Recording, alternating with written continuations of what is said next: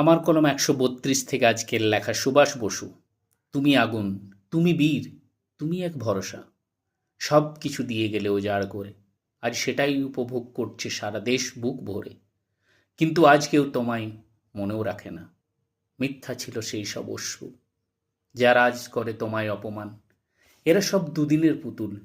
তুমি থাকবে এ দেশে চির অমর হয়ে, নামটা সবাই জানে, তুমি সুভাষ বসু।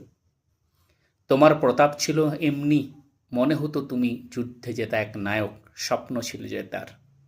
সসম্মানে তাই তোমায় ডেকেছিল সেদিনের হিটলার। ইংরেজরা খুব ভালোই জানতো কি ছিল তোমার বুদ্ধি, তাই তো তারা বন্ধ করেছিল দেশ দখলের বৃদ্ধি।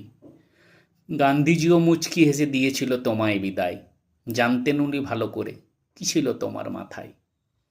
তোমার জন্যই তো ইংরেজদের বিরুদ্ধে লড়তে শেখা, তুমি ছিলে বলেই স্বাধীনতার স্বপ্ন দেখা। দুঃখ হয় যখন সর্বস্ব দিয়েও তুমি পেলে না যোগ্য সম্মান, সেটাও তুমি জানতে। এ পড়া দেশে একদিন আসবে স্বাধীনতা, অশিক্ষিতরা হবে নেতা, করবে তোমারই অপমান।